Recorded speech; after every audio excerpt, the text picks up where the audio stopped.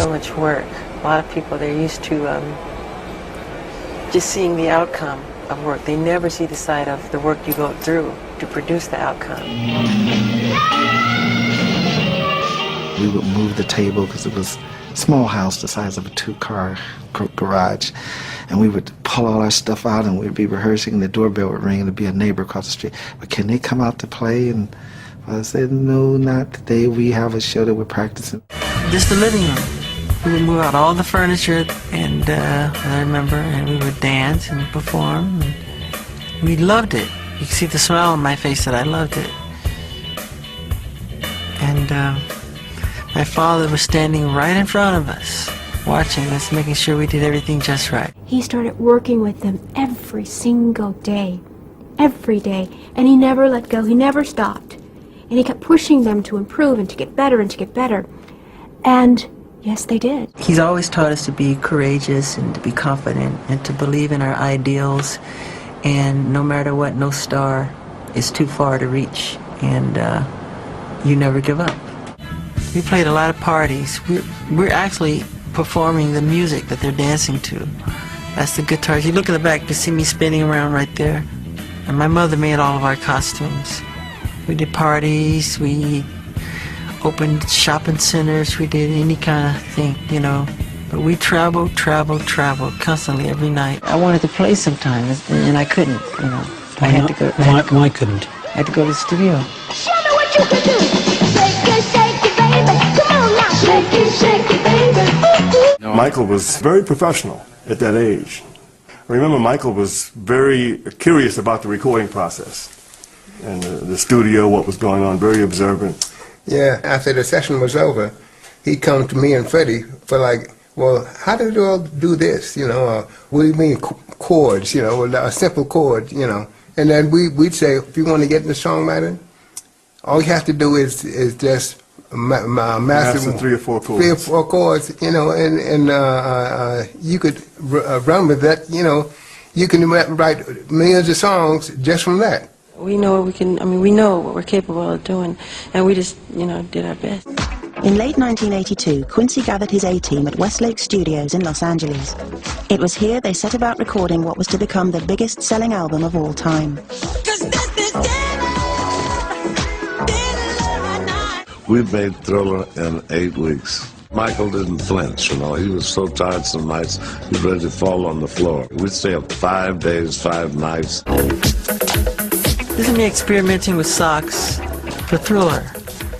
Glow socks, light socks, rhinestone socks. I tried everything. I didn't want to copy people. I wanted to be an innovator, a pioneer.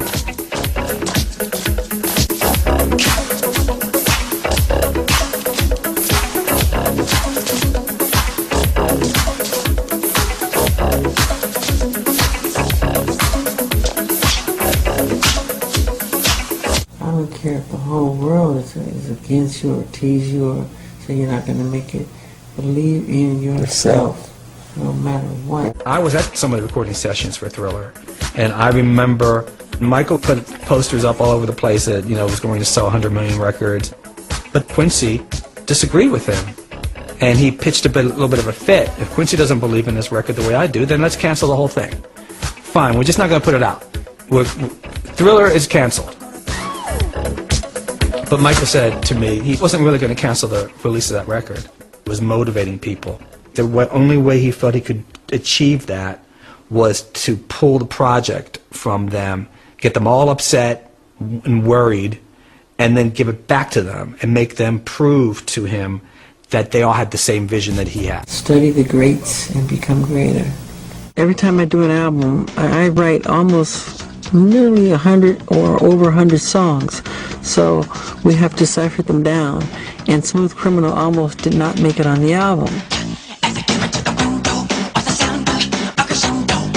Sometimes I'll close myself in a room and I'll just put on spotlights and put on my sister's music, Janet's music, and I'll dance.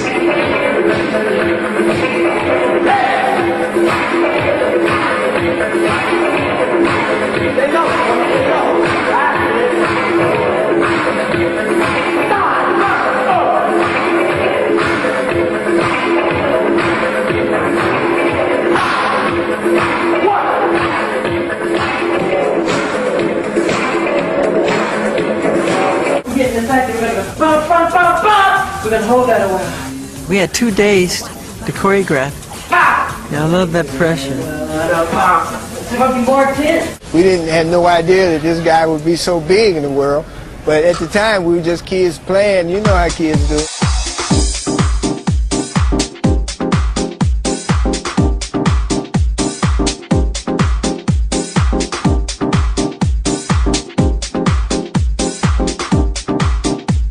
Presented it as, I didn't sleep last night, I was getting ideas and they were coming to me and I had to act on them because they were wonderful. And I'll never forget this crazy story.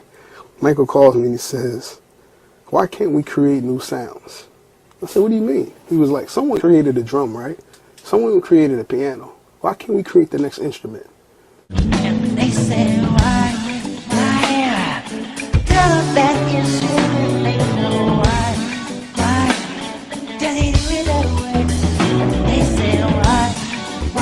He used to always tell me, Rodney, we have to do things, we have to push ourselves because we still have our youth. He used to always say that to me. Always say that. Some of the greatest men that have made a mark on this world were treated like that. You're not going to do it. You're not going to get anywhere. They laughed at the Wright brothers. They laughed at Thomas Edison. They laughed at Walt Disney. They made jokes of Henry Ford. They said he was ignorant. He didn't have a college degree because he dropped out of school. Disney dropped out of school. He was never satisfied. Like, we might have passed up ideas that I know for a fact that my heart was smashes. He'd be like, nah, we got to come up with better. We got to come up with something better. I'd be like, Mike, you can't get no better than this. What do you mean?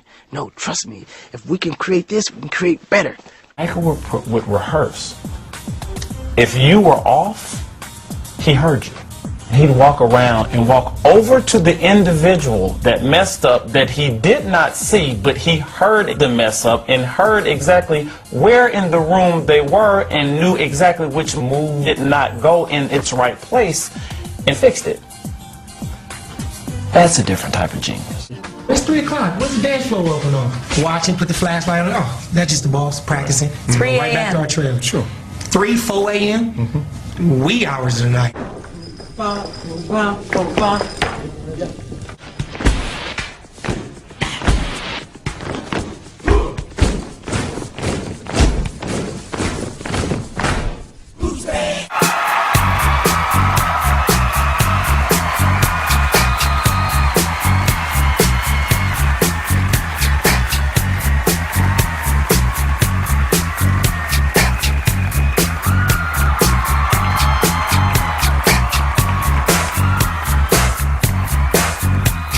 Ever look back and contemplate, my goodness, Thriller is the biggest selling musical performance ever?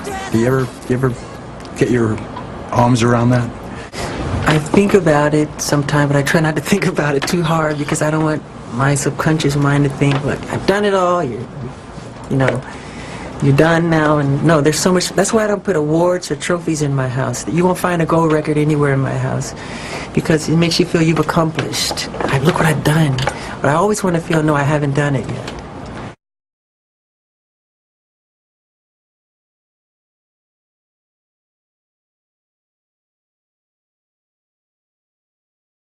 People don't look at themselves honestly. They don't look at themselves and point the finger at them. It's always the other guy's fault or somebody else. You should change yourself. Look at yourself.